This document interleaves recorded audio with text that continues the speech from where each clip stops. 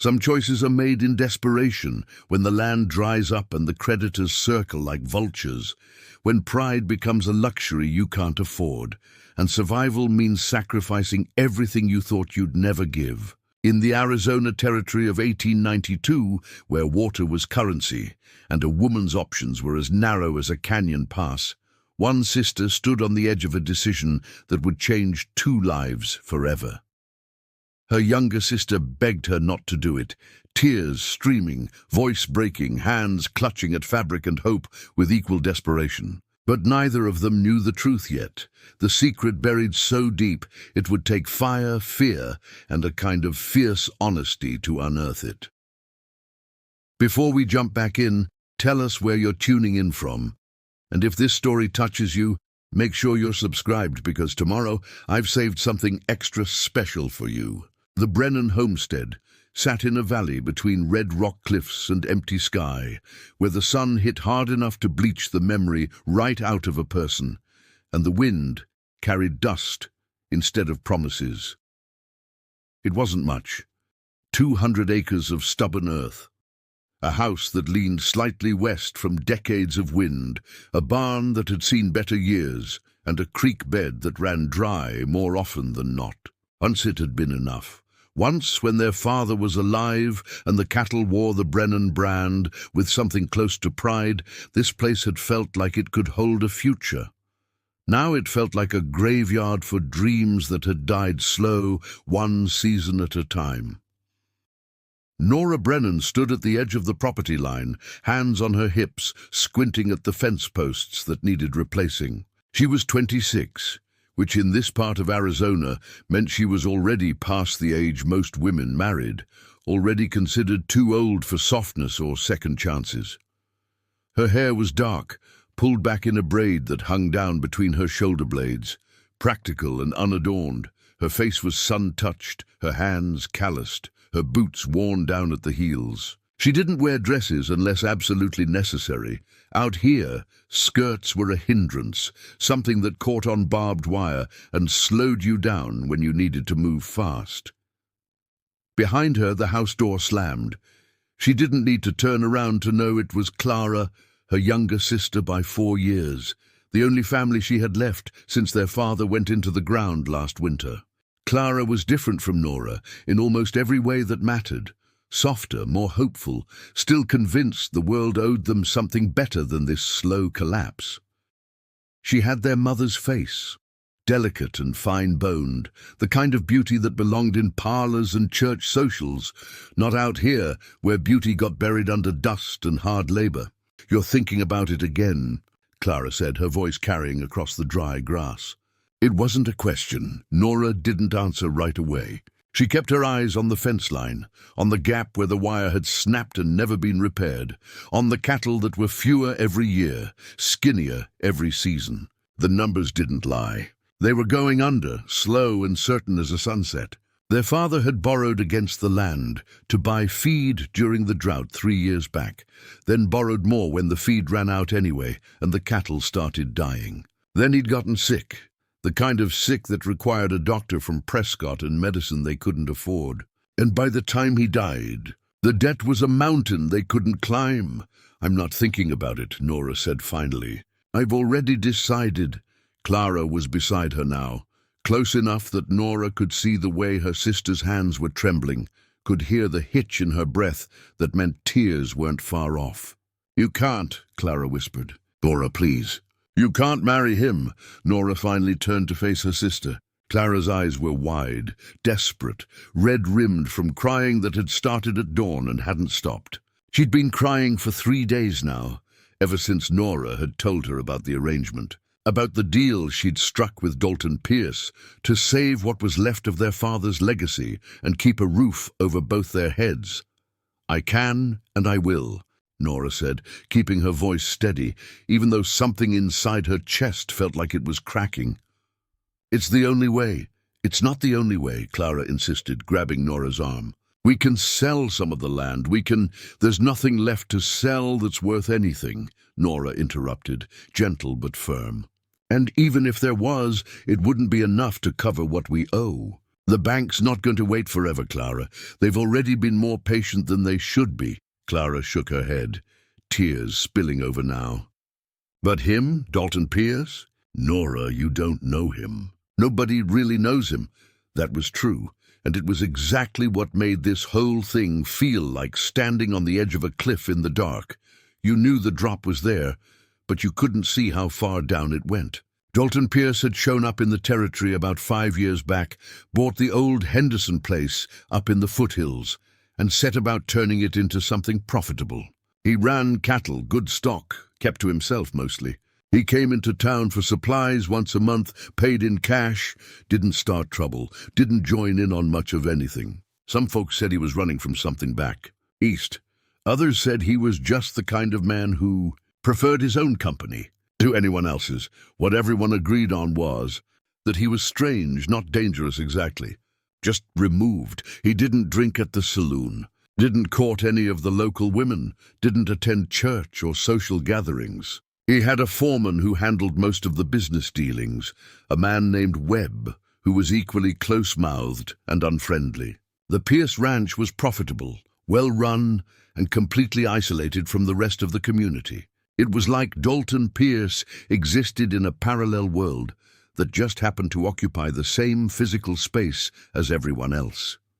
Nora had met him exactly twice. The first time was at her father's funeral, where he'd shown up unexpected, stood in the back, and left before anyone could speak to him. The second time was 2 weeks ago, when he'd ridden onto the Brennan property at dusk, dismounted, and made her an offer that was equal parts salvation and surrender.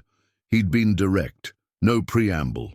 "I know about your debt," he'd said, standing there in the dying light with his hat in his hands, his face shadowed. "I know the bank's going to foreclose before summer's end. I'm willing to pay it off." Nora had stared at him, trying to reconcile the words with the reality. "Why would you do that?" "Because I need a wife," he'd said simply. "And you need money. Seems like we could help each other." It wasn't romantic. It wasn't even particularly kind. It was transactional, practical, the way people bartered for livestock or land. But it was also honest in a way that caught Nora off guard. He wasn't pretending this was about affection or attraction. He was stating terms. "What do you get out of it?" she'd asked. "A partner," he'd said. "Someone to help run the house, manage the domestic side of things. I'm gone a lot. Cattle drives, business in other territories. I need someone I can trust to keep things running." "You don't know me," Nora had pointed out. "Why would you trust me?" He'd looked at her then, really looked, and she'd seen something in his eyes she couldn't quite name. "Your father spoke highly of you, said you had more sense than most men twice your age. That's the kind of person I need." It had been the mention of her father that did it, that her father, in whatever conversations he'd had with Dalton Pierce before he died, had thought enough of her to say those things. It felt like a sign, maybe. Or maybe it just felt like less of a betrayal, if she could believe her father would have approved.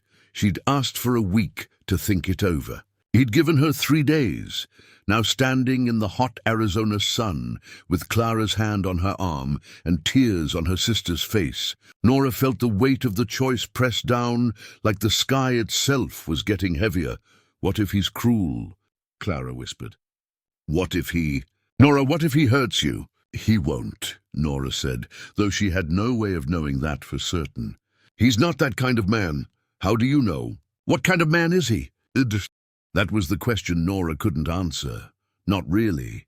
Dalton Pierce was a cipher, a man built of silence and distance. But he'd never done anything that suggested violence or cruelty. He'd been nothing but respectful in their brief interactions, nothing but straightforward in his offer. If anything, the rumors about him leaned more toward him being cold or withdrawn, not dangerous. "I know enough," Nora said finally, removing Clara's hand from her arm as gently as she could. "And I know this is the only way we keep this place." "I don't care about the place," Clara cried, her voice breaking. "I care about you. What kind of life is that, marrying someone you don't even know, someone who doesn't love you?" Nora felt something sharp twist in her chest. "Most women out here marry men they barely know, Clara. That's just how it works. At least this way I know what I'm getting. Security, a home, a future. That's more than a lot of people get. But you deserve more than that, Clara said, tears streaming now. You deserve someone who looks at you like you hung the moon, someone who makes you laugh, someone who... That's fairy tales, Nora cut her off, not unkindly but firmly. That's not the world we live in. We live in this world right here, where the bank owns our land and we're two women alone with no prospects and no money. This is the best option we have. Clara wiped at her face with the back of her hand, smearing dust and tears together. I hate this. I hate all of it. I know, Nora said softly. So do I. They stood there in silence, the wind picking up around them, carrying the smell of sage and dry earth. In the distance, thunder rumbled, promising rain that probably wouldn't come. The sky was that particular shade of pale blue that meant heat and emptiness, the kind of sky that stretched on forever with no mercy. When? Clara finally asked, her voice barely above a whisper. This Saturday, Nora said. At the church in town. Small ceremony, just us and a few witnesses. Clara made a sound that was half sob, half bitter laugh. 3 days. You're giving yourself 3 days. That's all we have, Nora said. The bank's deadline is next Tuesday. It was brutal math, the kind that didn't leave room for doubt or second-guessing. Either she married Dalton Pierce this weekend, or they lost everything their father had worked for, everything their mother had loved before she died bringing Clara into the world, everything that connected them to a past that felt increasingly like a story someone else had lived. Nora turned away from her sister and looked back at the house, the sagging porch, the windows that needed new glass, the roof that leaked in the corner bedroom when it rained. It wasn't much, but it was theirs, or it had been. Soon it would. Be hers through marriage to a man she didn't know, secured by vows she'd take out of necessity rather than love. That night, Nora sat at the kitchen table with the account books spread out in front of her, though she'd long since memorized every number, every debt, every impossible sum. The lamp flickered, casting shadows that made the walls seem closer than they were. Clara had gone to bed without supper, too upset to eat, and the house felt hollow with her absence. Nora traced her finger down the column of debts, her father's handwriting growing shakier toward the end, his neat figures dissolving into desperate scrawls as the illness took hold and the money ran out. $743, that's what stood between them and ruin. $743 that might as well have been $7,000 for all their ability to produce it. Dalton Pierce had offered to pay it all, every cent. In exchange, she'd take his name, share his home, help run his household. It was a business arrangement dressed up in wedding vows, and Nora had made peace with that. She wasn't a romantic, never had been.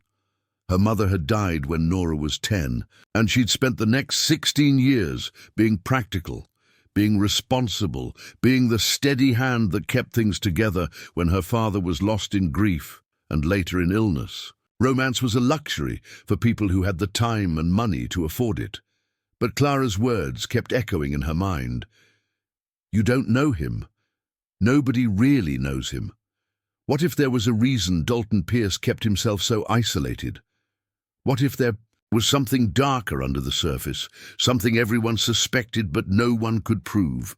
The rumors were vague, talk of a past he wouldn't discuss, family back east he never mentioned, a wife some people whispered about, though no one had proof she'd existed.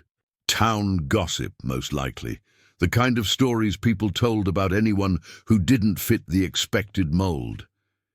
Still, Nora couldn't shake the feeling that she was stepping into something she didn't fully understand. Marriage was supposed to be a partnership, but how could you partner with someone you didn't know? How could you trust someone who'd built walls so high around himself that even common courtesy couldn't scale them? She closed the account book with more force than necessary, the sound sharp. In the quiet house, it didn't matter. She'd made her choice. In 3 days, she'd stand in the church and say words that would bind her to Dalton Pierce for the rest of her life, and whatever secrets he carried, whatever past he was running from, would become hers too. Outside, the wind picked up, rattling the loose shutter on the window. Somewhere in the darkness, a coyote called, lonely and wild. Nora blew out the lamp and sat in the dark, listening to the house settle around her, trying not to think about what Saturday would bring. I'll create part 2 in a separate response, focusing on moving the story forward without repeating any information from part 1. This will cover the days leading up to the wedding, deeper mystery around Dalton, and building tension. The town of Copper Springs wasn't large enough to keep secrets, but it was exactly the right size for rumors to grow wild and tangled like mesquite in an arroyo. By Thursday morning, 2 days before the wedding, every person within 10 miles knew that Nora Brennan was marrying Dalton Pierce, and every single one of them had an opinion about it. Nora learned this the hard way when she drove the wagon into town for supplies. She'd barely tied off the horses before Martha Whitfield intercepted her outside the general store, flour dust on her apron and concern etched deep in the lines around her mouth. Martha ran the boarding house and considered herself the moral compass of Copper Springs, which mostly meant she had strong opinions about everyone else's business. "Nora, dear," Martha said, her voice dripping with the kind of sympathy that felt more like judgment. "I heard the news. Are you quite certain about this?" Nora kept her expression neutral, the same way she'd learned to keep her face blank when her father was dying and people kept asking how she was managing. "I'm certain, Mrs. Whitfield. Thank you for your concern.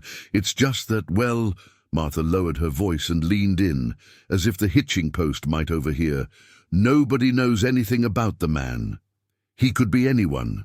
He could have done anything back wherever he came from. He's been a good neighbor for 5 years, Nora said evenly. That ought to count for something. A good neighbor who keeps to himself, unnatural-like, Martha countered. My Henry says a man who won't share a drink or a story has something to hide. And that foreman of his, that Webb fellow, gives me chills just looking at him. Nora had met Webb exactly once, and she had to admit Martha wasn't entirely wrong. The man had eyes like flint and a way of looking through you rather than at you. But being unsettling wasn't the same as being dangerous, and Nora was running out of patience for speculation, dressed up as concern. I appreciate your thoughts, Mrs. Whitfield, but the decision's made. Now, if you'll excuse me, I have shopping to do. She moved past Martha before the woman could launch into another round of warnings, but the damage was done. Inside the store, conversation stopped mid-sentence when she entered. Eyes followed her down the aisles. By the time she reached the counter with her list, the store owner, Samuel Price, was already shaking his head. Nora Brennan, your father would turn over in his grave, Samuel said, and there was genuine distress in his voice. He'd known her father since they were boys, had stood beside him at her mother's funeral, had extended credit when times got hard. His opinion actually mattered. My father knew Dalton Pierce, Nora said quietly, setting her list on the counter. Spoke well of him, from what I understand. Samuel's expression softened slightly, but the worry didn't leave his eyes. Knowing a man in passing and trusting him with your daughter are different things entirely. Thomas talked to a lot of folks, but that doesn't mean he'd want you bound to someone so unknown. Unknown isn't the same as bad, Nora said, though she was starting to feel like she was defending a position she herself wasn't entirely convinced of. I need flour, sugar, coffee, and lamp oil. Can you fill the order, or should I try elsewhere? Samuel sighed, the kind of sigh that carried decades of watching people make choices he didn't agree with. I'll fill it. But Nora... He reached across the counter, his hand stopping just short of touching hers. If you need anything, if things aren't right up there, you come back here. You understand? This town takes care of its own. Something in Nora's throat tightened.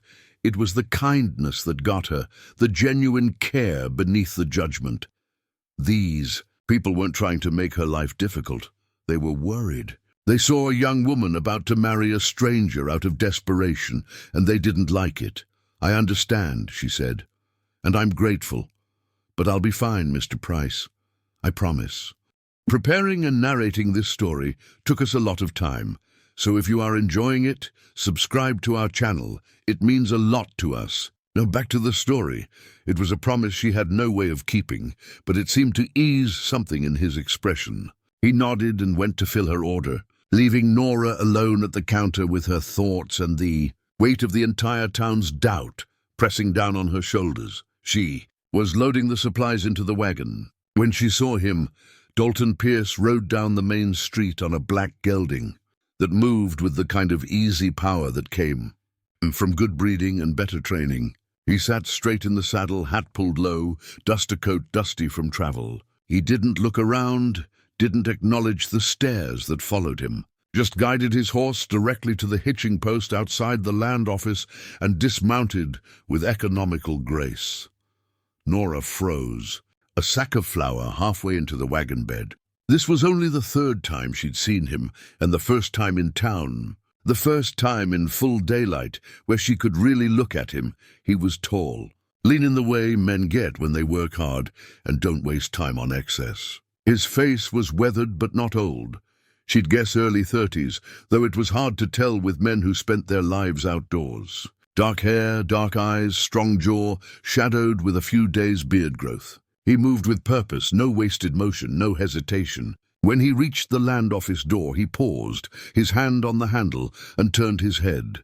Their eyes met across the dusty street. Nora's breath caught. For a moment, everything else fell away. The watching townspeople, the loaded wagon, the anxiety that had been gnawing at her since she'd agreed to this arrangement. There was just him, looking at her with an expression she couldn't read. Something between recognition and assessment. Then he touched the brim of his hat, a small gesture.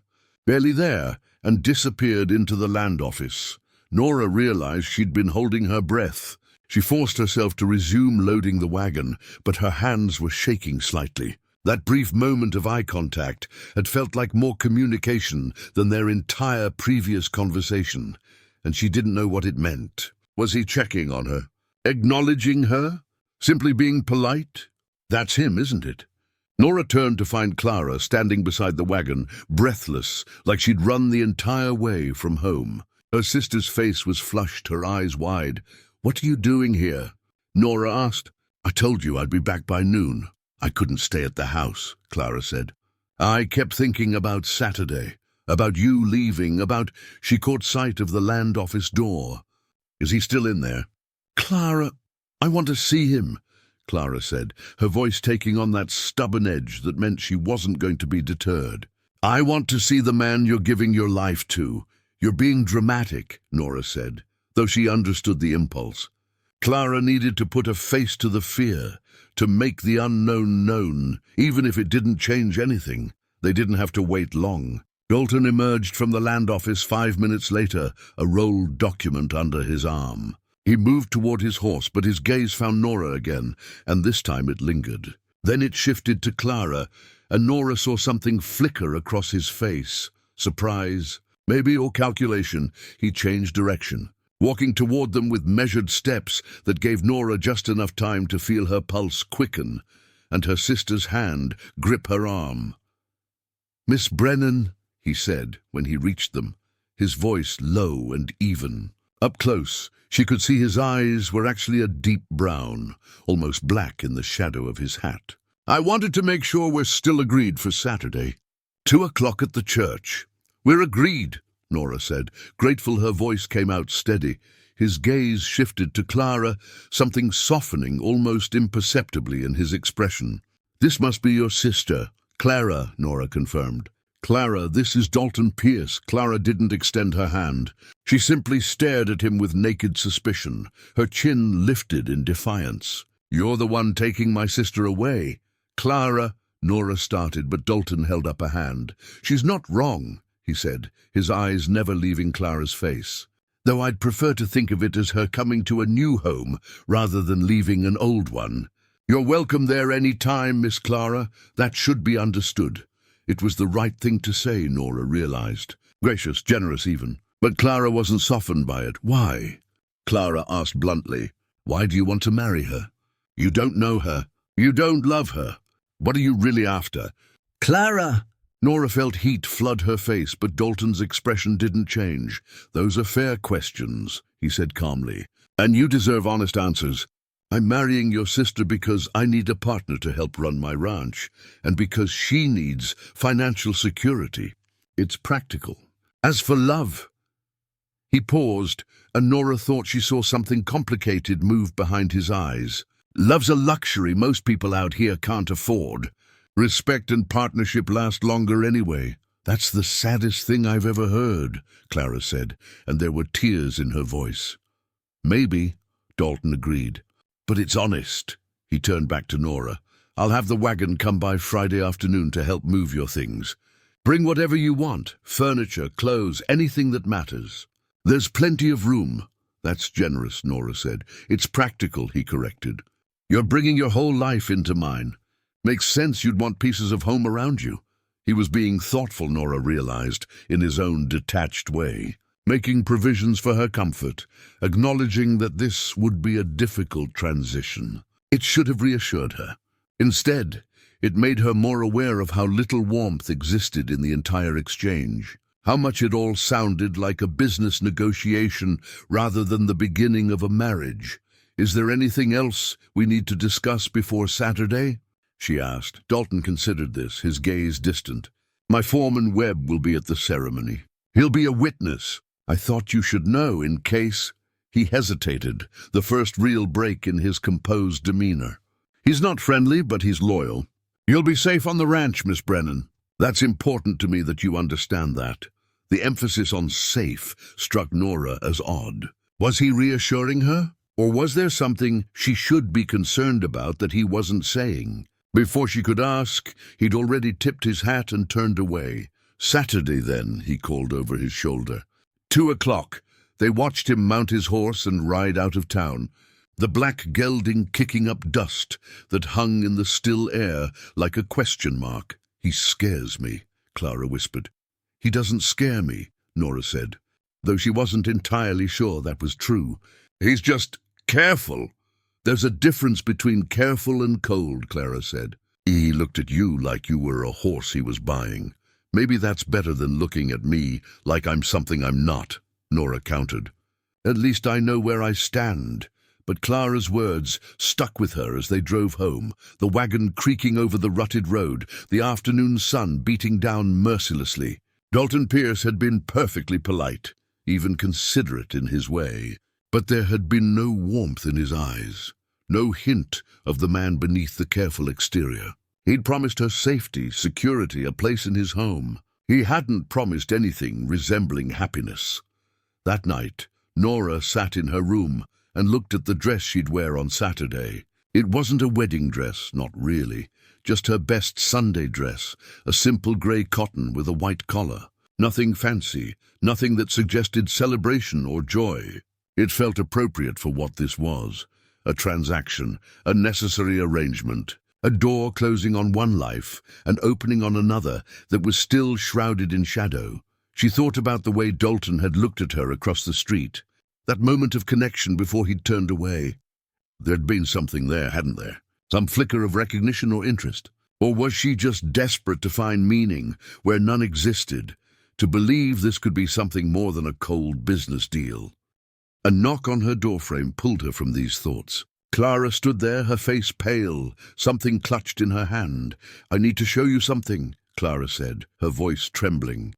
I went to the library today, looked through old newspapers from back east. Nora, I found... Don't, Nora interrupted, sudden fear flooding through her. Whatever you found, I don't want to know. But I mean it, Clara. Nora stood, putting firmness in her voice even as her heart raced. In 2 days I'm marrying him. If there's something in his past, something he's running from, I'll find out when I need to find out. But not now. Not when it's too late to change anything. It's not too late, Clara insisted, stepping into the room. That's the point. You can still walk away. Nora, please, just look at this. No.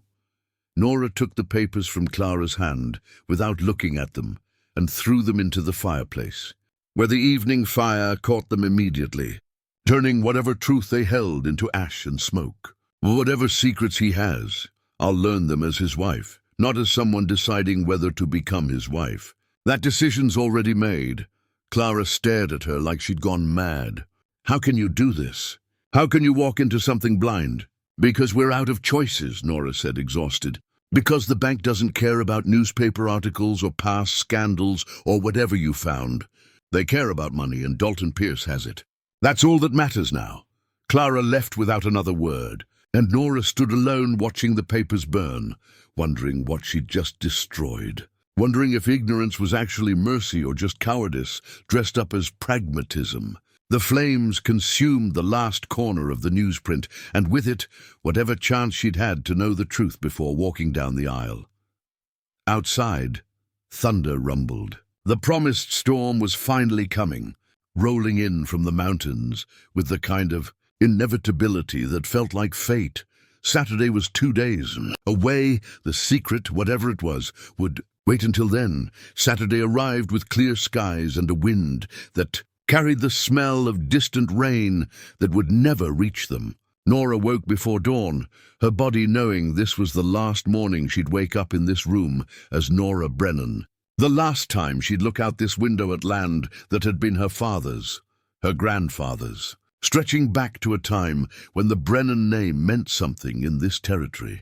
Clara hadn't spoken to her since Thursday night, since the burned papers. She'd moved through the house like a ghost, present but absent, helping pack Nora's belongings into trunks without saying a word. The silence between them felt like a living thing, heavy and wounded.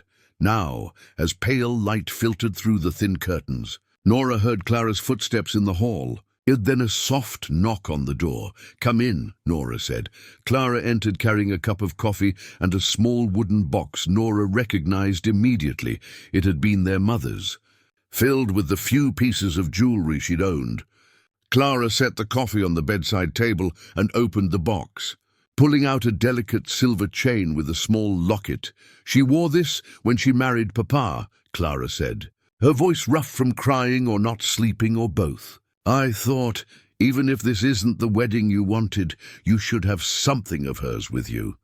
Nora's throat tightened. She took the locket, feeling the weight of it in her palm, the warmth of Clara's gesture cutting through all the anger and fear that had built between them. "Thank you." Clara helped her fasten it around her neck, her fingers trembling slightly. When it was secured, she rested her hands on Nora's shoulders, meeting her eyes in the small mirror above the dresser.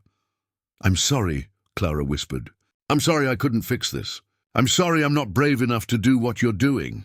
"You're plenty brave," Nora said, covering Clara's hands with her own. "You just show it differently." They stayed like that for a moment, two sisters holding on to each other before everything changed, before distance and circumstance pulled them into separate orbits. Then Clara stepped back, wiping her eyes with the heel of her hand. "We should get you ready," she said. "Can't be late to your own wedding." The church in Copper Springs was a small wooden structure that had survived 2 floods and a fire, rebuilt each time by stubborn hands and stubborn faith. Nora had been baptized here, had sat through countless sermons beside her father, had watched him lowered into the ground in the cemetery just beyond the back fence. Now she stood in the tiny anteroom off the main chapel, smoothing her grey dress and trying to remember how to breathe. Through the thin walls, she could hear voices. Not many, but enough. Samuel Price and his wife. Martha Whitfield, because of course she wouldn't miss this. A few of the ranch hands who'd worked for her father. The Reverend old Thomas McKenna, who'd buried more people than he'd married and had a voice like gravel and wisdom. And somewhere out there, waiting at the altar, was Dalton Pierce. "Are you ready?" Clara asked, appearing in the doorway. Her face was pale but composed, determined to see this through even though everything in her wanted to stop it. "No," Nora said honestly, "but that's never stopped anything before." They walked together to the chapel entrance. Through the open doors, Nora could see the interior, simple wooden pews, afternoon light streaming through plain glass windows, dust motes floating in the golden air. And at the front, standing beside Reverend McKenna, was Dalton. He'd cleaned up. That was Nora's first thought. He wore a dark suit that looked new, or at least rarely worn. His hair combed back, his jaw freshly shaved. He stood with his hands clasped in front of him, his expression neutral, watching the door with the same careful attention he seemed to give everything. Beside him stood Webb, the foreman, exactly as promised. The man was shorter than Dalton, but broader, with a scarred face and eyes that never seemed to blink. He wore what was probably his only suit, and he looked deeply uncomfortable in it, like a wolf dressed in sheep's clothing. Nora took a breath and started down the aisle. She was aware of the eyes on her, the whispers that stopped as she passed, the weight of judgment and pity and curiosity that followed her like a shadow. But she kept her gaze forward, fixed on Dalton, trying to read something in his face that would tell her this was right or wrong, or anything other than terrifyingly uncertain. When she reached the altar, Clara squeezed her hand once, hard enough to hurt, hard enough to mean everything, then stepped aside. Nora found herself standing next to Dalton, close enough to smell the soap he'd used, close enough to see a small scar above his left eyebrow that she hadn't noticed before. He looked at her then, really looked, and she saw something flicker in his dark eyes. Not love, certainly not that, but something softer than she'd expected. Recognition, maybe. Or respect. You look well, he said quietly. Just for her. So do you, she managed. Reverend McKenna cleared his throat, and the ceremony began.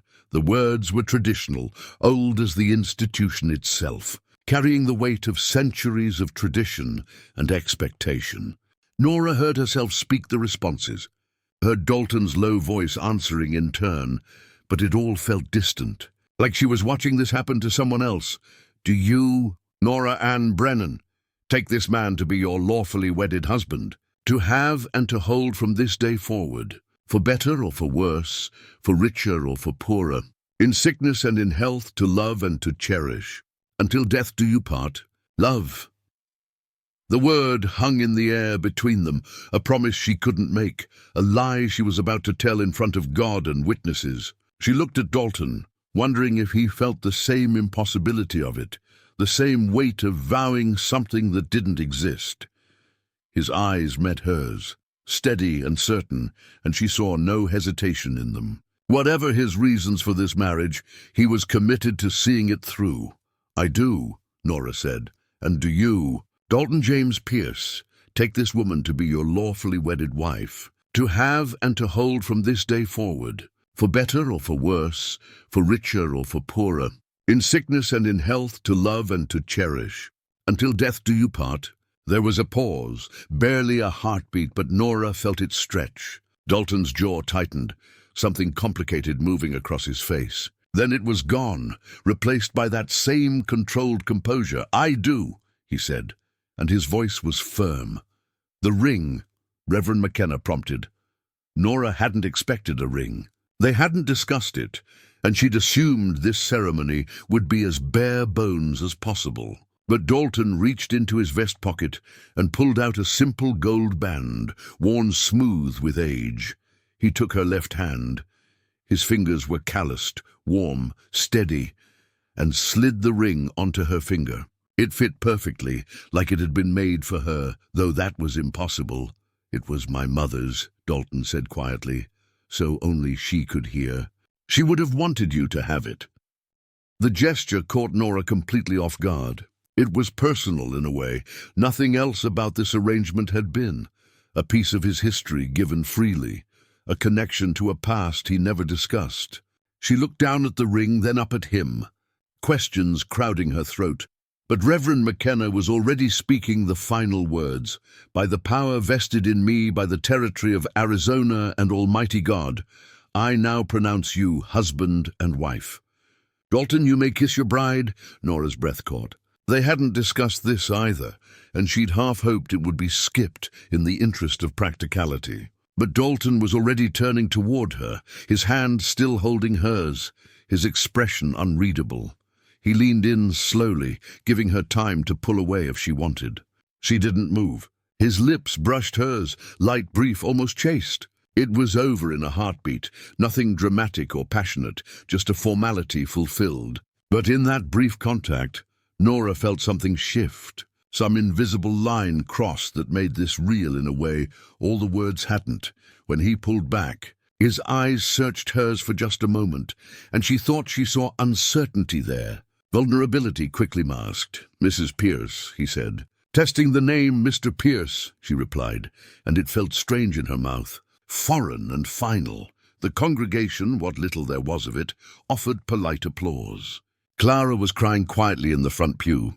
Samuel Price looked resigned. Martha Whitfield looked scandalized, which seemed to be her natural state. And Webb, standing off to the side, looked at Nora with an expression she couldn't decipher, not hostile exactly, but assessing, like he was trying to determine what kind of threat or asset she might be. They signed the documents that made it legal. Nora's hand shook slightly as she wrote her new name for the first time, Nora Pierce. It looked wrong on the paper, like someone else's signature. Outside the church, a wagon waited, not Dalton's usual ranch wagon, but something nicer, with cushioned seats and a cover to keep off the sun. Nora's trunks were already loaded in the back. "I'll come visit soon," Clara said, hugging Nora tight enough to bruise. "As soon as you're settled." "He said I was welcome, right?" "He did," Nora confirmed, holding her sister close and memorizing the feel of it, not knowing when she'd have this again. "And you are, any time." Clara pulled back, her face streaked with tears. "If anything's wrong, anything at all, you send word." "Promise me." "I promise," Nora said, though she wasn't sure what would constitute wrong in a marriage that had started this way. Dalton appeared at her elbow, his hand hovering near but not touching her back. "We should go. It's a 2-hour ride, and I'd like to arrive before dark." Nora nodded, released her sister and let Dalton help her into the wagon. His hand was firm under her elbow, his touch impersonal but steady. Webb had already mounted his horse and was waiting a few yards away, clearly eager to be gone from this social situation. As the wagon pulled away, Nora looked back at Clara standing in front of the church, her hand raised in farewell, getting smaller and smaller until the dust obscured her completely. Then there was just the road ahead, winding up into the foothills where Dalton's ranch waited like a question she wasn't ready to answer. They rode in silence for the first mile, the only sounds the creak of the wagon, the steady clip of hooves, and the wind moving through the scrub brush. Nora kept her hands folded in her lap, acutely aware of Dalton beside her, his presence solid and strange. "Your sister cares for you deeply," he said finally, breaking the silence. "She does," Nora agreed. "She thinks I'm making a mistake. Are you?" The question was direct, no softening. Nora considered it honestly. "I don't know yet. Ask me in a year." Something that might have been amusement flickered across his face. "Fair enough." More silence. "Then the ring," Nora said. "You said it was your mother's. I didn't know. That is, I don't know anything about your family." Dalton's hands tightened on the reins, just slightly. "Not much to know. She died when I was 15. My father died a few years later. I'm sorry. It was a long time ago." His tone suggested the subject was closed, but then he surprised her by continuing. "She would have liked you, I think. She valued practical people. Thought sentiment was overrated. Sounds like we had similar philosophies," Nora said. "Maybe." Dalton glanced at her, something complicated in his expression. "Though I suspect you're more sentimental than you let on. No one fights as hard as you did to save your father's land without sentiment driving it. He wasn't wrong. And the observation was sharper than she'd expected from a man who seemed to move through the world behind walls. Before she could respond, he was speaking again. "I want to set some things straight before we get to the ranch," he said.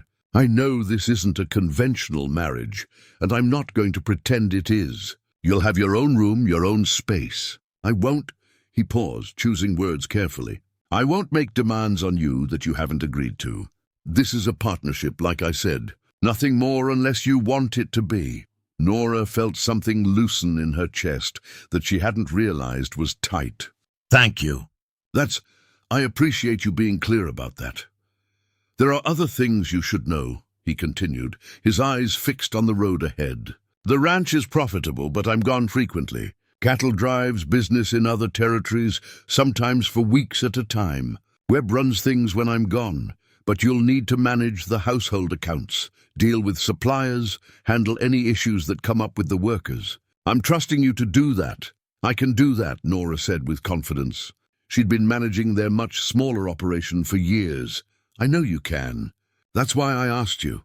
He was quiet for a moment, then added, people will talk. About us, about the arrangement, about why I married you. Don't let it bother you. What will they say? That I needed a housekeeper and paid off your debt to get one. That you're after my money. That there's something wrong with both of us for entering into this kind of marriage. He said it matter-of-factly, like he'd already heard it all. None of it matters.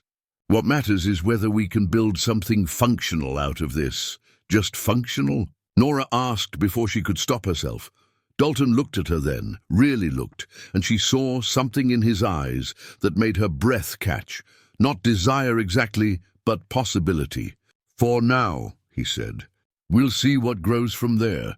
They crested a rise, and suddenly the ranch spread out before them. It was larger than Nora had imagined, more substantial. The main house was 2 stories, painted white with a deep porch that wrapped around 2 sides. There were multiple outbuildings, bunkhouse, barn, stables, what looked like a workshop. Corrals held good horses, and in the distance cattle dotted the rolling hills. This was wealth, real wealth, built through what must have been years of hard work and careful management. And now it was hers too, in a way, tied to her through vows, and a gold ring that had belonged to a woman she'd never meet. It's beautiful, she said honestly. It's home, Dalton replied, and there was something in his voice, a warmth she hadn't heard before, that made her realize he'd been showing her walls until now, carefully constructed barriers between himself and the world. But here, looking at this place he'd built, those walls cracked just slightly. As they approached the house, a woman emerged onto the porch, older, perhaps 50, with iron-grey hair and a no-nonsense expression. She wore a simple dress and an apron, and she stood with her hands on her hips like she owned the place. That's Margaret, Dalton said. She's been cooking and managing the house for 3 years. She'll help you learn how things work here. Margaret didn't smile as they pulled up, but she didn't frown either. She just watched, assessing, as Dalton helped Nora down from the wagon. So you're the new Mrs. Pierce, Margaret said, her voice gruff but not unkind. Welcome. Supper's at 6. Your room's upstairs, second door on the left. I've put fresh linens on the bed. Thank you, Nora said, grateful for the straightforward greeting. Don't thank me yet, Margaret said. Wait until you've lived here a week, then tell me if you're still grateful. It might have sounded harsh, but there was a glint in the older woman's eye that suggested humor beneath the gruffness. Nora found herself liking her immediately. Dalton was already unloading the trunks with Webb's help. I'll show you around once you're settled, he said to Nora. Take your time. She nodded and followed Margaret into the house, stepping into her new life with a strange mixture of trepidation and something that might have been hope. The house was cool inside, well-maintained, furnished simply but comfortably. It smelled like wood polish and bread baking, and something else, sage maybe, or leather. Margaret led her upstairs and opened the door to what would be Nora's room. It was spacious, with a large bed, a dresser, a wardrobe, and a window that looked out over the hills to the west. The evening light poured through it, golden and warm. His room's across the hall, Margaret said, following Nora's gaze to the closed door opposite. But he's hardly ever in it. Man doesn't sleep much, or when he does, it's in odd hours. You'll learn his rhythms soon enough. Do you? Nora hesitated. Do you know why he wanted to marry? The real reason? Margaret's expression softened slightly. He needed help, and he needed someone he could trust. Everything else, well, I expect that's between you and him to figure out. She moved toward the door, then paused. He's a good man, Mrs. Pierce. Complicated, private, maybe too much of both, but good. Give it time. Then she was gone, leaving Nora alone in a strange room in a strange house, married to a man she didn't know, wearing a dead woman's ring and carrying more questions than answers.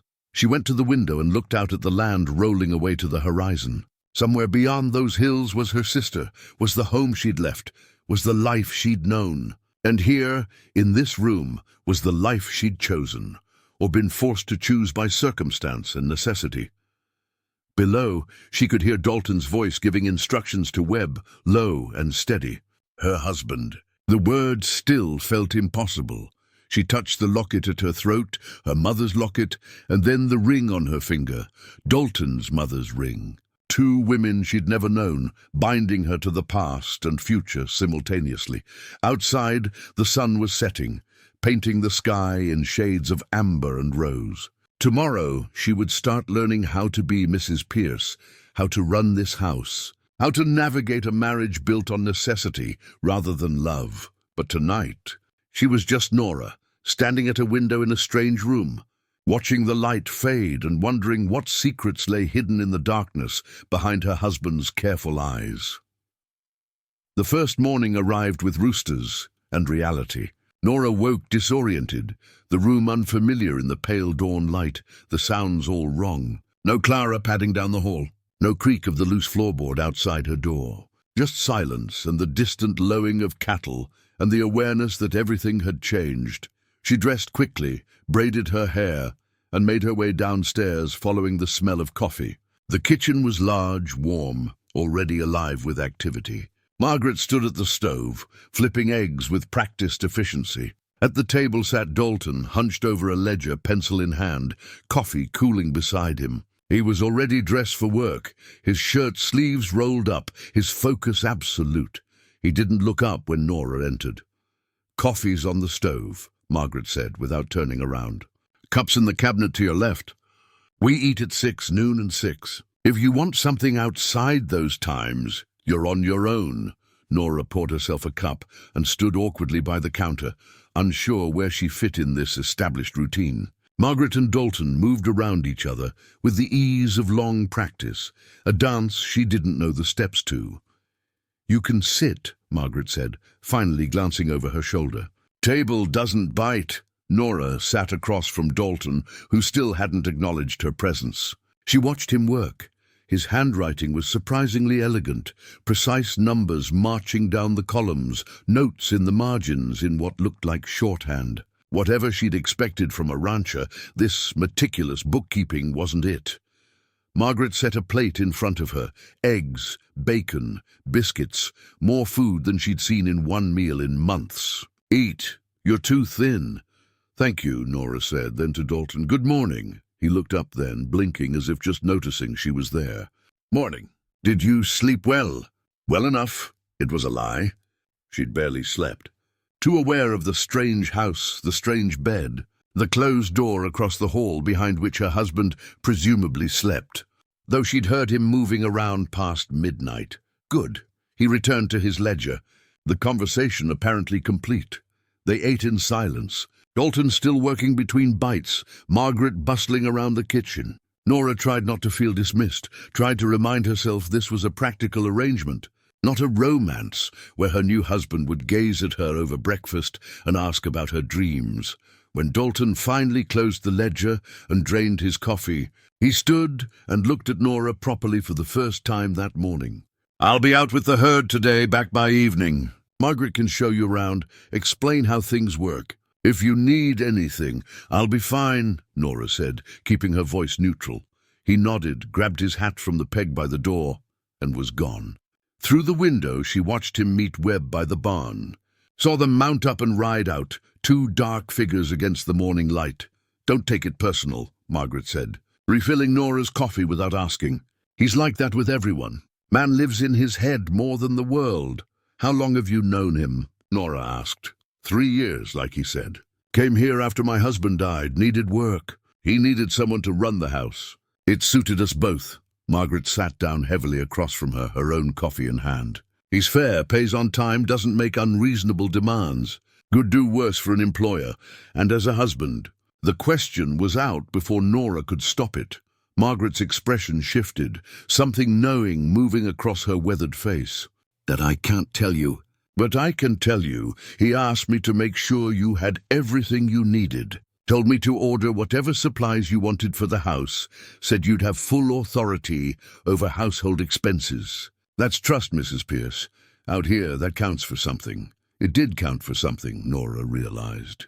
He was giving her real responsibility, real power within this domain. It was more than many wives got, more than being decorative or subservient. Margaret spent the morning showing Nora the ranch's operations. The smokehouse, the root cellar stocked with preserved foods, the chicken coop, the dairy shed, the bunkhouse where 10 ranch hands lived, men who touched their hats respectfully when Margaret introduced the new Mrs. Pierce. The workshop where tack was repaired and tools maintained. The stables with their beautiful horses, including a grey mare Margaret said had been designated as Nora's. "He bought her 2 months ago," Margaret said, stroking the mare's nose. "Before he even asked you. Said he wanted you to have good transportation, something reliable." Nora felt something shift in her chest. 2 months ago, he'd been planning this, preparing, thinking ahead to her needs before the arrangement was even struck. It complicated the picture she'd had of him as purely transactional. By afternoon, Nora was back in the main house, looking through the account books Dalton had left on the desk in his study. The door had been open, an implicit invitation. She settled into the leather chair and began reading. The numbers told stories. She could see the ranch's growth over 5 years, steady and strategic. Money invested in breeding stock, in improvements, in land purchases. But there were other expenses too, regular.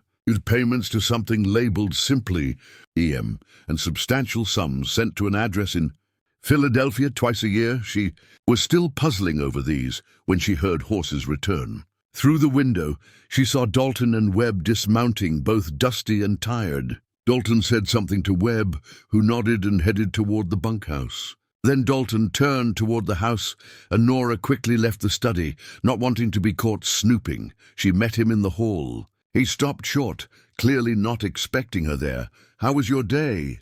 she asked, feeling foolish the moment the words left her mouth. This wasn't a normal marriage, where spouses asked each other such things, but he considered the question seriously. "Productive." Found a break in the north fence, got it repaired. Moved the herd to better grazing. "Nothing dramatic." He pulled off his gloves, studying her. "And yours?" Margaret showed me around. I looked at the household accounts. She paused. "I hope that's all right. You left the study door open." "I left it open so you'd look at them," he said. "They're your responsibility now. Did you have questions?" "Dozens, but she started with the safest one. What would you like me to prioritize? Any repairs needed? Supplies running low?" "Talk to Margaret. She'll know better than me. But use your judgment. You don't need my approval for household decisions." He moved past her toward the stairs, then paused. "There's a library. 3rd door down on the 2nd floor. You're welcome to use it. A library. Another surprise." "Thank you." He nodded and continued upstairs. Nora stood in the hallway, processing. A man who kept meticulous books, who'd bought her a horse before proposing, who owned enough books to call a room a library. Each detail shifted the picture slightly, adding complexity to what she'd assumed would be simple. That evening at dinner, Nora tried again. "Margaret mentioned you have business that takes you away frequently. When's your next trip?" Dalton cut his steak with precision. "Week after next. Cattle drive to Tucson, then some banking business in Phoenix. I'll be gone about 2 weeks." "That's a long time," Nora said, and immediately regretted it.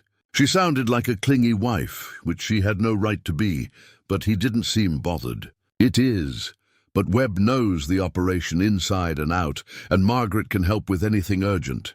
"You'll manage fine." "I know I will," Nora said, putting steel in her voice. "I'm not worried about managing. I was just—" She stopped, unsure how to finish. "Curious?" He offered, something that might have been amusement in his eyes. "About where I go and what I do?" "Yes," she admitted. "The cattle drive is exactly what it sounds like. Banking is boring paperwork. The rest—" He paused, fork halfway to his mouth. "I visit someone in Phoenix. An old obligation I need to maintain. The vagueness was deliberate, a door closing. Nora recognized it and didn't push. Whatever the obligation was, whatever EM represented in the ledgers, he wasn't ready to share it. After dinner, restless, Nora found herself outside on the porch. The night was clear, stars thick overhead, the air finally cooling after the day's heat. She sat on the steps, listening to the sounds of the ranch settling, horses shifting in their stalls. Men's voices from the bunkhouse, somewhere an owl calling. The door opened behind her and Dalton emerged. He didn't ask if he could join her, just sat on the other end of the steps, leaving a careful distance between them. They sat in silence for a while. Then Dalton spoke. "You're thinking about your sister." It wasn't a question, and Nora was surprised he'd noticed. "How did you know?" "You get a particular expression." Worried but trying not to show it, he leaned back on his elbows, looking up at the stars. "You can invite her to visit any time." "I meant what I said, thank you, though I'm not sure she'll come." "Why not?" "She thinks you're hiding something dark." "That I've made a terrible mistake." Dalton was quiet for a long moment. "Maybe I am hiding something. Most people are. Should I be worried?" Nora asked, keeping her tone light though her heart had sped up. He turned to look at her, his face half in shadow. "No, what I'm hiding won't hurt you. It's just complicated, personal, not dangerous. The payments to Philadelphia." The question slipped out before she could stop it.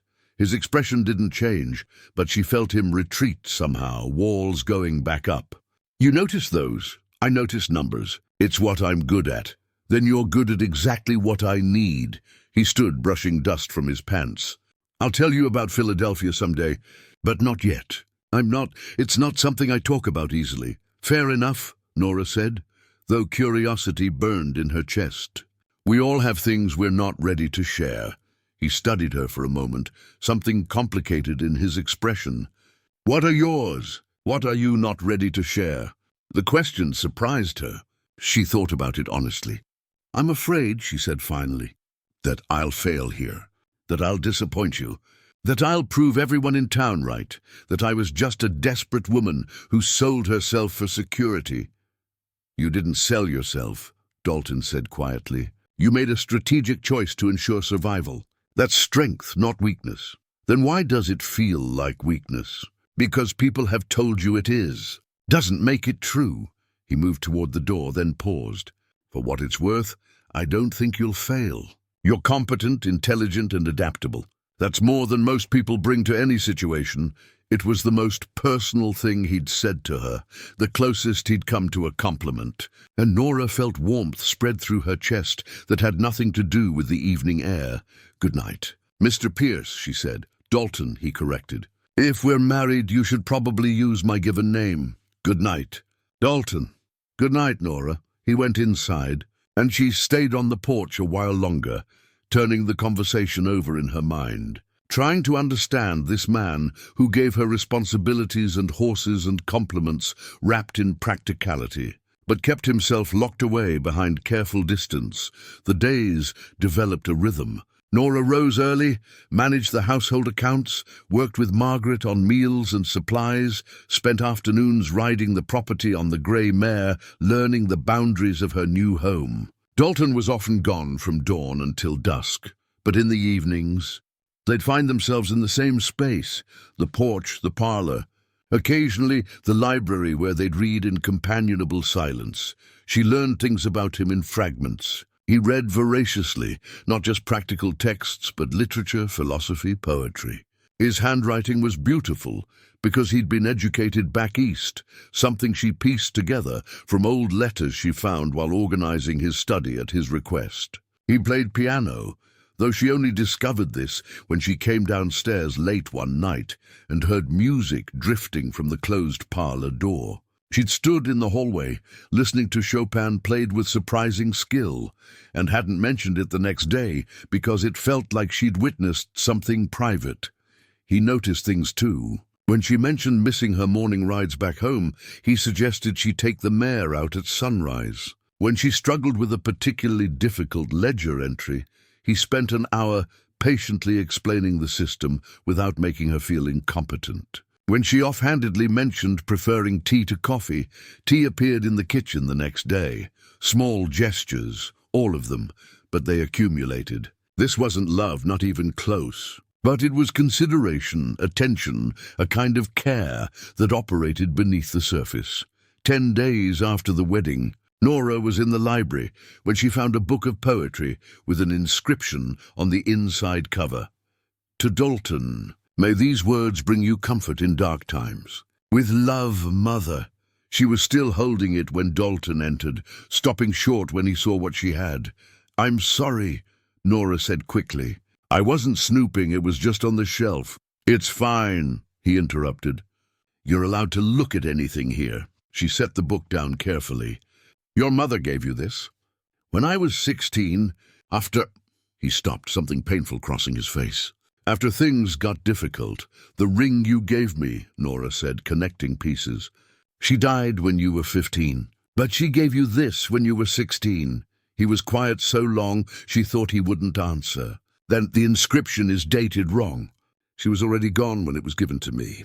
My father had it engraved, pretending it was from her. I think he felt guilty for another pause. For how she died, Nora's breath caught. Dalton, I'm sorry.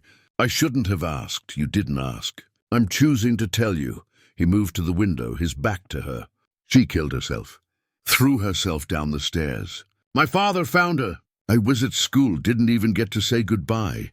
The words hung in the air, stark and terrible. Nora didn't know what to say, couldn't imagine what comfort could possibly touch a wound that old and deep. The book was her favorite, he continued, his voice carefully controlled. My father thought I'd want it. But every time I look at it, I just see that false inscription, that lie pretending she was still alive when she wrote it. That's why it's on the shelf. Can't throw it away, can't stand to read it. Nora stood and moved to him, not touching but close. Is that why you left? Why you came out here? Part of it. Philadelphia had too many ghosts, too many people who knew, who whispered. Out here, I could be nobody. Build something new. He finally turned to face her. The payments you saw in the ledger, they go to a sanitarium where my sister lives. Emily, she's not well. After our mother died, she broke too. Different than Mother, but broken all the same. Everything clicked into place. Emily. Mitchell? Pierce? Pierce. She never married. Probably never will. His voice was flat, exhausted. That's my secret, Nora. That's what I hide. Mental illness runs in my family like a vein of poison through rock. My mother had it, my sister has it, and I live every day wondering if I have it too. If some morning I'll wake up and find the darkness has taken me like it took them. Nora's heart cracked open. This was why he'd stayed isolated, why he'd married for convenience rather than love. Not because he was cold, but because he was terrified of his own blood, his own mind, of passing something terrible to children he might have. That's why you didn't want a normal marriage, she said softly. Why you were clear about expectations. Would you have married me if I'd told you this before? He asked, his eyes searching hers. If you'd known. Nora thought about it honestly. Would she have? Knowing this, knowing the risk, the shadow he carried? I don't know, she admitted, but I know it now. And I'm still here. Something flickered in his expression. Relief, maybe, or disbelief. You're not afraid? Of course I'm afraid, she said. But not of you. I'm afraid of what you've carried alone, of how heavy it must be. Dalton turned away again, but not before she saw his jaw tighten, saw him fighting against emotion. I've never told anyone out here. Webb knows because he knew my father, worked for him before. But no one else. You're the only one. The trust implicit in that statement was staggering. He'd given her the darkest part of himself, the secret he protected above all others, the truth that could destroy him socially if it spread. Thank you, Nora said quietly, for trusting me with this. He nodded, still not looking at her. They stood in silence, the library feeling smaller somehow, more intimate, the shelves of books witnesses to this moment of raw honesty. Finally, Dalton spoke. You should know what you've married into. It's not fair otherwise. I know what matters, Nora said. That you're kind, that you're trustworthy, that you've built something good here, despite carrying something heavy. The rest, we'll figure it out as we go." He looked at her then, really looked, and she saw vulnerability there that made him seem younger, more human, less like the controlled figure he showed the world. "I don't deserve that, Grace." "Maybe not," Nora said with a small smile. "But you're getting it anyway." For the first time since she'd known him, Dalton smiled. A real smile, small but genuine, that transformed his face entirely. "You're unexpected, Nora Pierce." "So are you, Dalton Pierce." "So are you." 3 weeks into the marriage, Nora woke to wrongness. Not sound exactly, but the absence of it. No birds, no wind, just a heavy stillness that pressed against the windows like a held breath. She dressed quickly and went downstairs to find Margaret already at the kitchen window, arms crossed, staring at a sky the color of old bruises. "Storm coming," Margaret said without turning. "Bad one. Can feel it in my bones." Nora joined her at the window. The horizon was dark, clouds building like mountains, and the air had that electric quality that made hair stand on end. "How long do we have?" "Hour, maybe 2. Dalton's already out with the men bringing the stock in close. You should secure anything loose around the house, shutters, porch furniture, anything the wind could catch." They worked quickly, methodically. Nora had lived through Arizona storms before, knew their violence and unpredictability. But there was something different about this one. Something that made her hands move faster, made her check the latches twice. By the time Dalton returned, riding hard with Webb and 3 ranch hands, the wind had started, gusts that threw dust in blinding sheets and made the barn door bang like gunfire. Nora was securing the last shutter when Dalton dismounted beside her. "Get inside," he said, his voice raised over the wind. "This is going to be worse than usual. The animals are as safe as we can make them. Now go." She went, but stopped in the doorway to watch him, and the men drive the last of the horses into the barn. The sky had gone from bruised to black, and the temperature had dropped 20 degrees in as many minutes. Lightning cracked the horizon, no thunder yet, just silent violence, promising worse to come. Then the rain started. Not gradually, not with warning, just a wall of water that fell like the sky had split open. Within seconds, visibility dropped to nothing. Nora could barely see the barn, could only make out shapes of men running through the deluge. She counted them as they reached the porch. Webb, young Tommy, who couldn't be more than 19.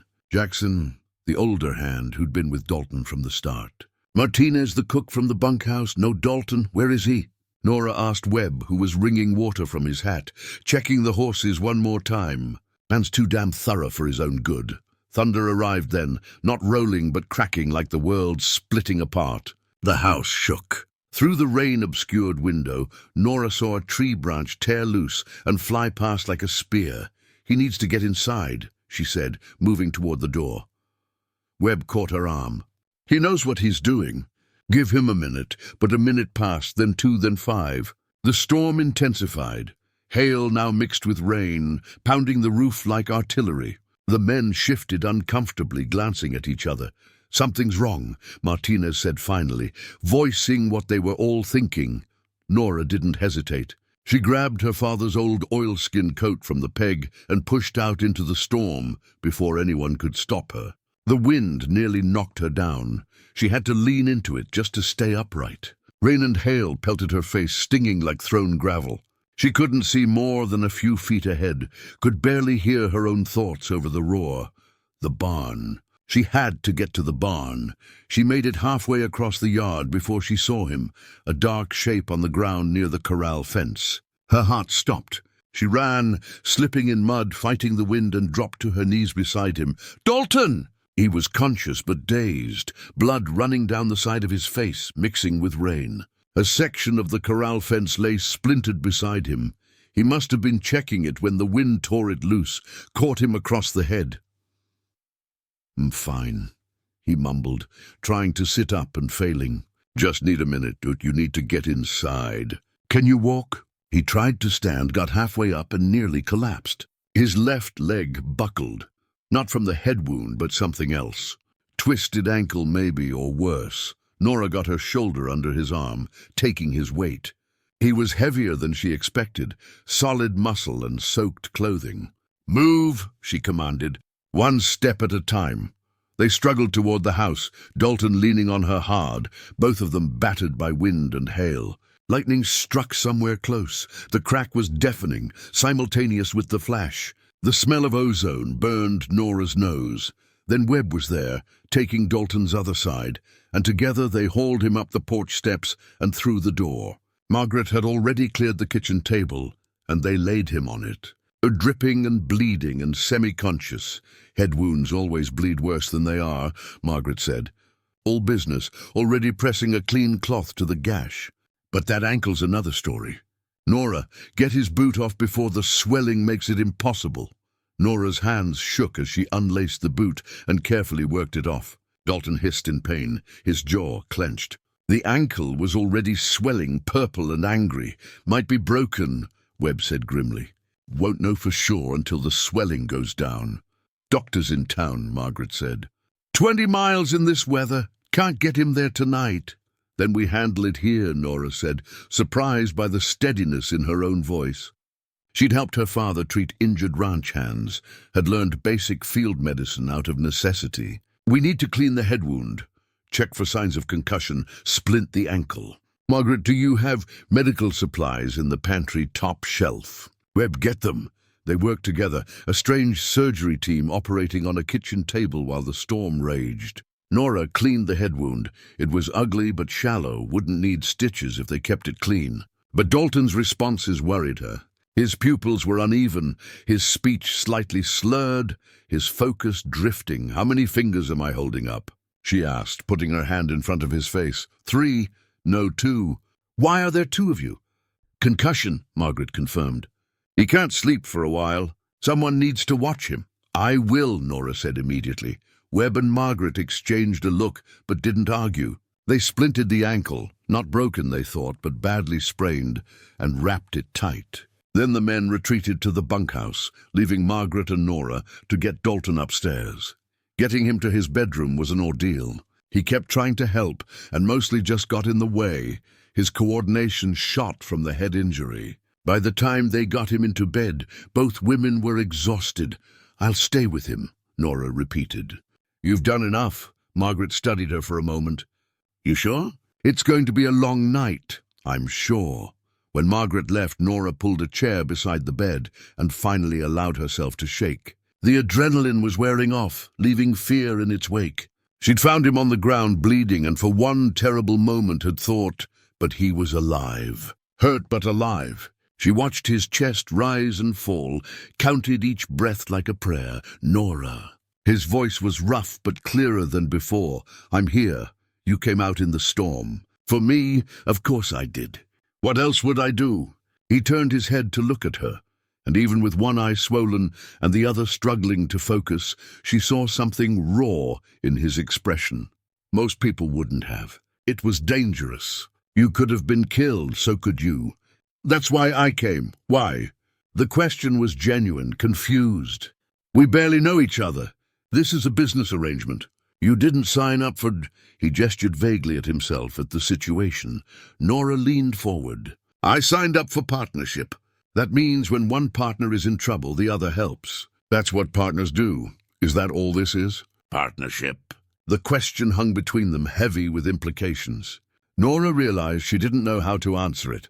3 weeks ago, partnership would have been enough, would have been more than she expected.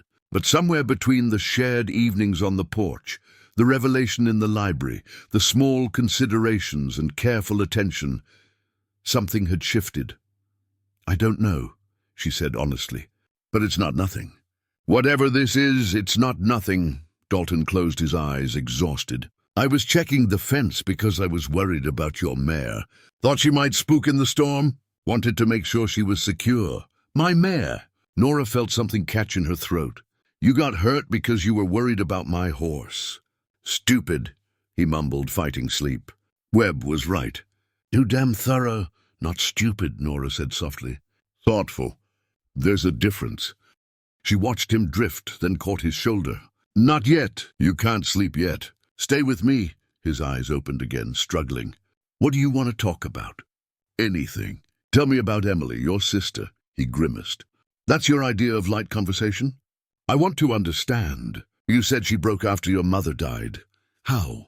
Dalton was quiet so long Nora thought he wouldn't answer. Then she stopped eating, stopped talking, just sat in Mother's room, holding her things, rocking back and forth. Father tried everything, doctors, treatments, specialists. Nothing worked. Eventually she became violent, not toward others, toward herself. She'd hurt herself trying to, his voice broke, trying to follow Mother, I think. That's when Father found the sanitarium. It's a good place, kind people. She's safe there. Do you visit her? When I can, but she doesn't always know me. Sometimes I'm her brother, sometimes I'm father, sometimes I'm a stranger. The doctors say it's better some days than others. His hand found hers on the bed, gripped it. That's what I'm afraid of, Nora, not dying. Going somewhere in my head, where I can't get back, where I don't know the people I love, where I'm trapped watching myself disappear. You're not disappearing, Nora said firmly. You're right here. Am I? Sometimes I feel like I'm already halfway gone. Like I'm so busy protecting myself from the darkness that I've built walls so high I can't see over them anymore. Can't connect, can't feel. You're feeling now, she interrupted. I can see it. She squeezed his hand. This is connection. You're not gone, Dalton. You're just scared. Terrified, he admitted. Every day. The storm continued outside, but in this room something else was happening. The walls Dalton had built were cracking, not from force, but from exhaustion, from pain, from the simple human need to be seen and known. Tell me something good about her, Nora said. About Emily before. A ghost of a smile crossed his face. She loved music, could play piano better than I ever could, and she was younger. Had this laugh that sounded like bells. She used to sneak into my room at night during storms, scared of thunder, and I'd tell her stories until she fell asleep. What kind of stories? Adventures, mostly. Knights and dragons, faraway places. Made up mostly, though some I stole from books. She didn't care if they were true. She just liked the way I told them. Tell me one now, Nora said. To keep you awake. So he did, his voice rough but steady, weaving a tale about a princess who didn't need rescuing because she'd learned to rescue herself. Nora listened, watching his face, seeing the younger version of him who'd comforted his sister through storms, who'd tried to hold his family together when it was falling apart. When the story ended, she started one of her own, about two sisters on a failing ranch, about sacrifice and difficult choices, about finding unexpected grace in unexpected places. She talked until her voice was hoarse, until the storm began to break, until the first grey light of dawn filtered through the windows. Dalton stayed awake through all of it, his hand never leaving hers, his eyes clearing as the hours passed and the concussion symptoms eased. By the time Margaret knocked softly on the door with coffee and bandages, something had fundamentally changed between them. How is he? Margaret asked, checking the head wound with practiced efficiency. Better, Nora said. Much better. Margaret glanced between them, taking in their clasped hands, the intimate proximity, the way they looked at each other. Her expression softened. Good, that's good. After Margaret left, Dalton tried to sit up. Nora pushed him back down. You're staying in bed today. Doctor's orders. You're not a doctor. I'm your wife. That's better, he smiled, a real smile, tired but genuine. When did you get so bossy? I've always been bossy. You just didn't notice because you were too busy being distant and mysterious. Mysterious. Painfully so. But less so now. She stood, preparing to let him sleep at last. Rest. I'll check on you in a few hours. Nora. He caught her hand again before she could leave. Thank you for last night, for staying. For everything, partners, she reminded him. That's what we do. Is that still all this is? She looked at him. This complicated, damaged man who'd married her out of necessity but treated her with respect, who'd hidden his pain behind walls but let her see through them, who'd gotten hurt protecting her horse and told her stories through a concussion. No, she said softly. It's not. Not anymore. His eyes held hers, and she saw relief there and hope and something that looked dangeringly like joy. Good, because I was starting to think, he paused, choosing words carefully. I was starting to think maybe I married the right person for the wrong reasons. Or maybe they were the right reasons all along, just not the ones I admitted. Nora's heart was beating too fast. What are you saying? I'm saying I'm glad you're here. Not just because you're competent or capable or helpful, though you're all those things. I'm glad you're here because you're you. And that matters to me more than I expected it would. It wasn't a declaration of love. It was too tentative, too careful for that. But it was honest, and it was real, and it was more than either of them had thought possible 3 weeks ago. It matters to me too, Nora said. Now sleep. We'll talk more when your head doesn't feel like it's splitting open. She left him then, closing the door softly, and stood in the hallway with her back against the wall, trying to steady herself. Something had shifted last night, something fundamental. They'd moved from strangers bound by contract to something else. Not lovers yet, maybe not ever, but partners in truth. People who'd chosen to care about each other, despite the practical origins of their union. Outside, the storm had passed, leaving behind clean air and mud and damage that would take days to repair. But inside, in the careful space between two people learning to trust, something was being built that might prove stronger than any storm. Nora touched her mother's locket, then the ring on her finger, Dalton's mother's ring. 2 women who'd loved him perfectly, who'd struggled, who'd left behind sons and daughters, still trying to figure out how to live with whole hearts. Maybe that was the real inheritance, not land or money or names, but the courage to try anyway, to build something good from broken pieces, to believe that partnership could become something more if you were brave enough to let it. She went downstairs to help Margaret assess the damage, to begin the work of putting things back together. But her mind stayed upstairs, in that room where a man she barely knew had let her see his fear, his pain, his hope. And she realized with startling clarity that she wanted to stay, not because of debt or obligation or practicality, but because this strange arranged marriage had become something worth fighting for, something worth building, something that felt dangerously close to home. Dalton was a terrible patient. Nora discovered this over the following week as she enforced bed rest against his increasingly creative protests. He tried working from bed, spreading ledgers across the blankets until she confiscated them. He attempted hobbling downstairs on his splintered ankle until Webb physically carried him back up. He argued that the ranch would fall apart without him, conveniently forgetting it had operated perfectly well during his previous absences. "You're enjoying this," he accused on the 4th day, watching Nora fluff pillows with suspicious efficiency. "Immensely," she admitted. "It's nice to win an argument occasionally. I let you win. You're delirious from the head injury." Despite his protests, she noticed he didn't actually fight that hard. He seemed almost relieved to have permission to rest, to let someone else shoulder the burden for a few days. And in that forced proximity, her bringing meals, changing bandages, sitting with him through the long afternoons, they talked in ways they hadn't before. She learned he'd wanted to be a teacher before his mother died, that he'd loved literature and philosophy and the idea of shaping young minds, that he'd given it up after Emily's breakdown because someone needed to manage the family finances. Deal with the sanitarium, hold together what remained. "You gave up your dream for your sister," Nora observed, setting down the lunch tray she'd brought. It wasn't a dream by then, just a nice idea that didn't fit reality. He picked at the food without much interest. "Dreams are luxuries. I learned that young. That's sad. That's life." But there was no bitterness in his voice, just acceptance. "What about you? What did you dream about before your father got sick?" Nora sat in her usual chair beside the bed, considering. No one had asked her that in years.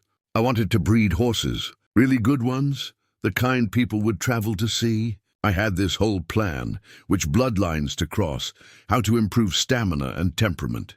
Had notebooks full of diagrams and pedigrees. What happened to the notebooks? Sold them when we needed money for medicine. Zambaya from Texas purchased them, along with our breeding stock. She smiled wryly. Maybe he's living my dream somewhere. I hope the horses are good. Dalton set down his fork, his expression thoughtful. The gray mare I bought you, she's from excellent bloodlines. Her dam was a Kentucky thoroughbred, her sire a Spanish Mustang. If you wanted to start breeding again, she'd be good foundation stock. Nora's breath caught. You chose her for that? Specifically? I chose her for you, he said simply. Figured you'd see her potential, even if you never mentioned it. The casual thoughtfulness of it undid something in her chest. He'd been paying attention even then, even before the arrangement was finalized. Seeing her not as a solution to a problem, but as a person with her own lost dreams. Thank you, she said quietly. That means more than you know. His hand found hers on the blanket, the gesture becoming natural now, easy. When I'm healed, we'll talk about it seriously. You could build something here, Nora, something yours. By the end of the week, Dalton was mobile again, hobbling around with a cane Webb had carved from oak, insisting he'd already wasted enough time being useless. The head wound had healed to an ugly purple bruise, but his eyes tracked properly now, his balance returning. Town run tomorrow, he announced over breakfast. We need supplies, and I need to show my face before rumors start that I died in the storm. You're not well enough for town, Nora protested.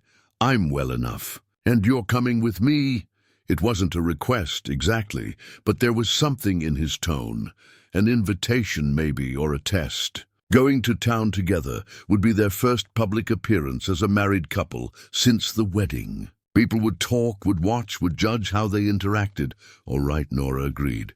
But if you overdo it and tear something, don't expect sympathy. They left at dawn, the wagon loaded with items for trade. Dalton drove despite his ankle, claiming he needed to prove he still could. Nora didn't argue, just sat beside him watching the sun rise over land that was starting to feel less foreign, more like somewhere she belonged. Nervous? Dalton asked as Copper Springs came into view. Should I be? Town gossips are vicious, especially about people who do things differently than expected. He glanced at her. We do things differently. Let them talk. I stopped caring what Martha Whitfield thinks about my life choices around day 3 of this marriage. He smiled. Good. Because she's going to have opinions about the way I look at you now. How do you look at me? Like you matter, he said simply, and the honesty of it stole her breath. Copper Springs was busier than usual. Saturday market day meant wagons crowded the main street.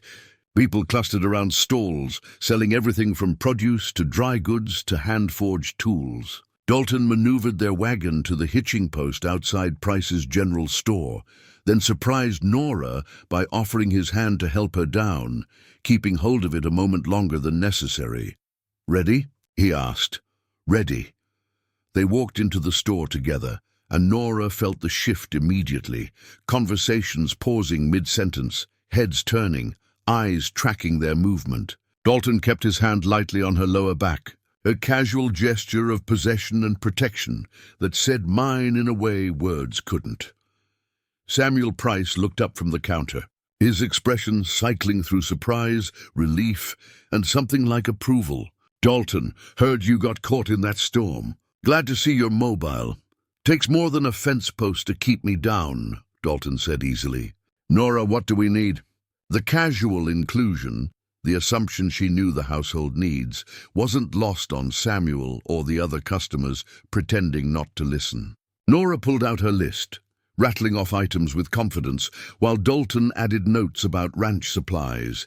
They were loading purchases when Martha Whitfield materialized, because of course she did. Nora, dear, you look well, she said, her tone suggesting surprise. I'd heard you were managing up at the Pierce Ranch. But one never knows if these arrangements work out. They work out fine when both people commit to them, Nora said pleasantly. Martha's eyes slid to Dalton, assessing. You're looking better than expected, Mr. Pierce, though that's quite a bruise. Must have been frightening. It was, Dalton agreed. But I had excellent care. He looked at Nora with unmistakable warmth. My wife is remarkably capable in a crisis. The possessive, my wife, and the genuine affection in his voice made Martha blink. This wasn't the cold transaction she'd expected to witness falling apart. This looked like a real marriage. How lovely, Martha managed, clearly recalculating. You must join us for the social next Friday. Everyone would love to see you both. Before Nora could politely decline, Dalton answered, We'd be delighted. Thank you for the invitation.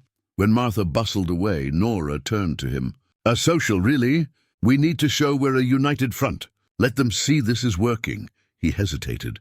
Unless you'd rather not.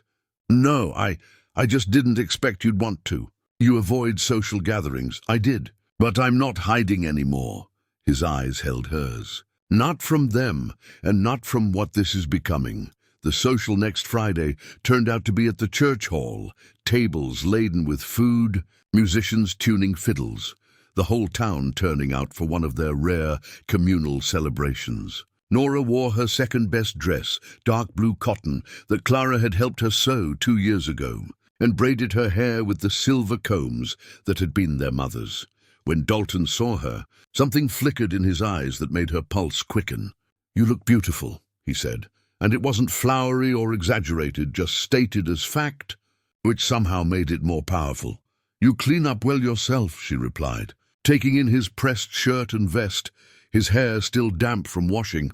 At the social, they moved through the crowd together, Dalton's hand never far from her elbow or back. People watched, curious and speculating, but what they saw seemed to ease suspicions. This wasn't a cold arrangement.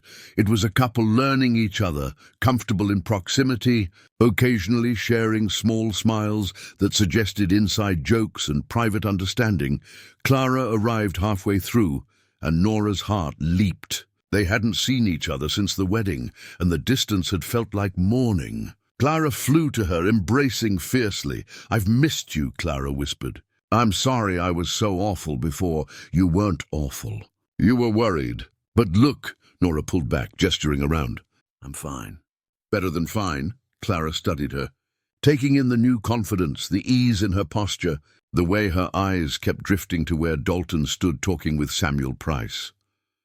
You're happy, Clara said, wonder in her voice. Actually happy. I think I might be, Nora admitted. It's strange. This wasn't supposed to be about happiness, but it is. He's good to you? He is. He's complicated and private and carries wounds he'll probably never fully heal from. But he's kind, Clara. He sees me. And I think, she lowered her voice, I think I might be falling for him, which wasn't the plan at all. Clara's eyes filled with tears, happy ones this time. Then I'm glad I was wrong.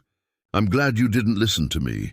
They spent the evening together, the three of them, Nora, Clara, and Dalton, who surprised everyone by being almost charming in social situations when he chose to be. He asked Clara about the Brennan Ranch with genuine interest, made suggestions for improving yields without being condescending, offered to send Webb over to help with repairs. You're good with her, Nora observed later. After Clara had left to stay with friends in town, she's your family. That makes her mine too. The casual way he said it, the assumption of interconnected lives, made Nora realize how far they'd come from that awkward wedding day. This was what she'd hoped for when she agreed to partnership, not love necessarily, but family, belonging, being woven into each other's lives in ways that mattered. They danced once, near evening's end, when the fiddles played something slow and the lights were low. Dalton pulled her close, closer than strictly proper, his hand firm on her waist. Your ankle, Nora started, is fine. Stop being a nurse. She relaxed against him, letting him lead, feeling the warmth of him through layers of clothing. This close, she could smell the soap he used, could feel his breath stirring her hair. It was intimate in a way nothing else had been. More than holding hands or sitting together, this was their bodies learning each other. Finding rhythm. People are watching, she murmured. Let them. His hand tightened slightly. I want them to see that this is real. That you're not just my housekeeper or business partner. You're my wife, and I'm... He paused, searching for words. I'm glad of it. Nora tilted her head back to look at him.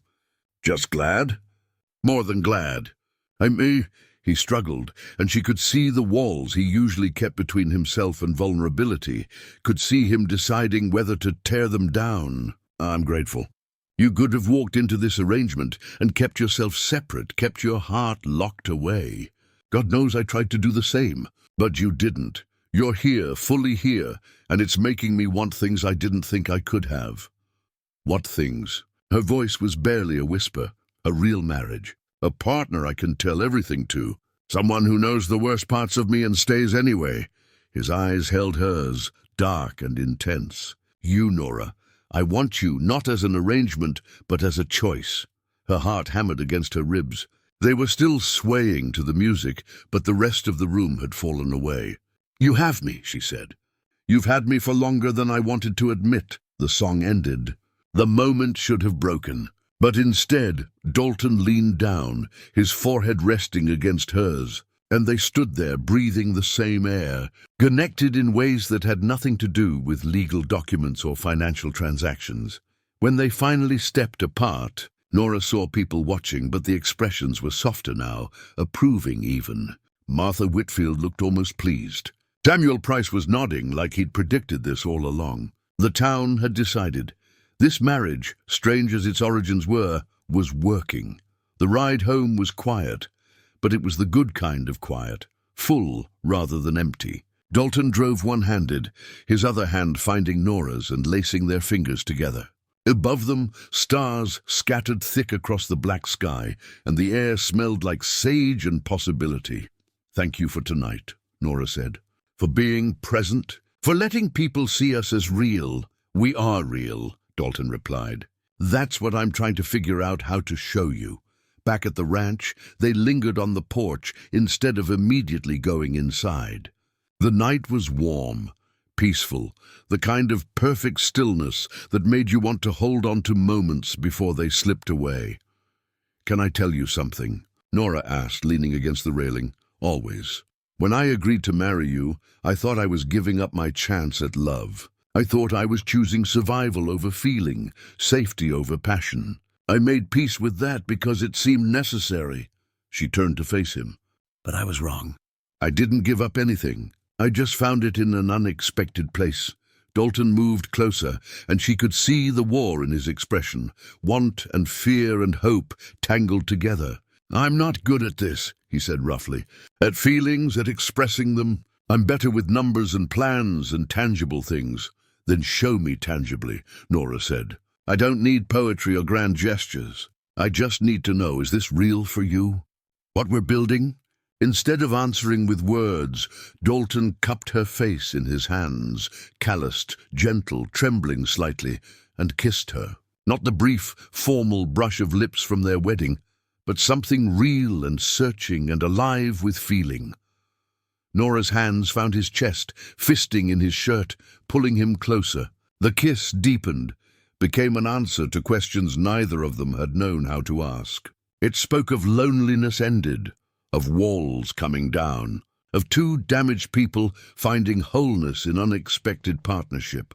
When they finally broke apart, both breathing hard, Dalton rested his forehead against hers again. Real enough? He asked, voice rough.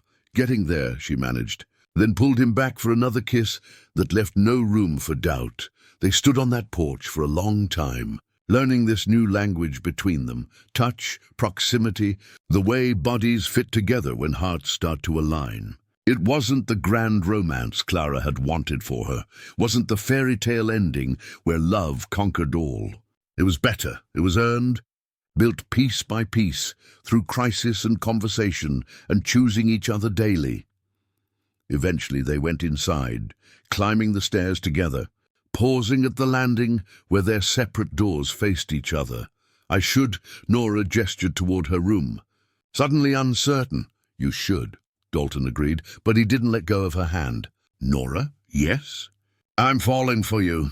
I need you to know that. It terrifies me because of everything I told you about my family, about my fear of... He stopped, swallowed hard. But I'm falling anyway, and I wanted you to know. Tears pricked Nora's eyes. I'm falling too. Have been for a while now. He kissed her again, softer this time, tender rather than desperate. Good night, wife. Good night, husband. They separated to their rooms, but Nora lay awake for hours, staring at the ceiling, her fingers touching lips that still tingled from kisses, her heart full of something she'd thought she'd never have. Across the hall, she heard Dalton moving around too, both of them awake and thinking about the other, about how an arrangement born of necessity had transformed into something neither of them could have predicted. The next morning, Nora woke to find a note slipped under her door. Dalton's elegant handwriting spelled out a single line from the poetry book his mother had loved. I have late but lately found that I had loved thee blindly. Love that grows is not denied, though begun as springtide. Below it, in different ink, added hastily, I'm not good with words. But these felt right. Dinora pressed the note to her chest, smiling until her cheeks hurt. He was trying, fumbling toward expressing something he'd kept locked away for years. And she was meeting him there, in that vulnerable space where two people decided to risk everything for the possibility of something real. She dressed and went downstairs to find him already at the kitchen table, coffee cooling beside him, looking nervous in a way she'd never seen. I got your note, she said. It's probably too much. Poetry. I don't know what I was... She kissed him, stopping the anxious words. It was perfect. His arms came around her, holding her close, and she felt him exhale relief against her hair. Margaret bustled in, took one look at them and smiled knowingly. About time, she muttered, starting breakfast. Wondered how long you two would dance around it. They spent the day working side by side, reviewing accounts, planning improvements, discussing her ideas for starting a breeding program. The work was the same as it had been for weeks, but everything felt different now, easier, like they'd found a rhythm that went beyond partnership into something deeper. That evening, they sat together on the porch, Nora's head on Dalton's shoulder, his arm around her waist, watching the sun set in colors that seemed brighter than they had any right to be. I need to go to Phoenix next week, Dalton said quietly. To visit Emily, would you come with me? I'd like her to meet you. If she's having a good day. The invitation was monumental. He was asking her into the most painful part of his life, trusting her with his sister, with his history, with the wounds he'd spent years protecting. I'd be honored, Nora said simply, his arm tightened around her. Fair warning, it might be hard to watch. She's not who she was. Neither are you. Neither am I. We're all just trying to be who we're becoming. Dalton turned to look at her, and in his eyes she saw everything. Gratitude, affection, the beginning of something that looked dangerously like love. How did I get this lucky? He asked. You made a practical business decision, Nora said with a smile. I married you for money, remember? Worst business decision I ever made, he said. But he was smiling too. And the best. They stayed there until stars emerged. Two people who'd started as strangers bound by necessity, who'd become partners through crisis, and who were learning slowly, carefully, hopefully, to become something more, something that felt like love. Even if neither was quite brave enough to say the word yet, something worth building a life on, something real. Up next, you've got two more standout stories right on your screen. If this one hits the mark, you won't want to pass these up. Just click and check them out. And don't forget to subscribe and turn on the notification bell so you don't miss any upload from us.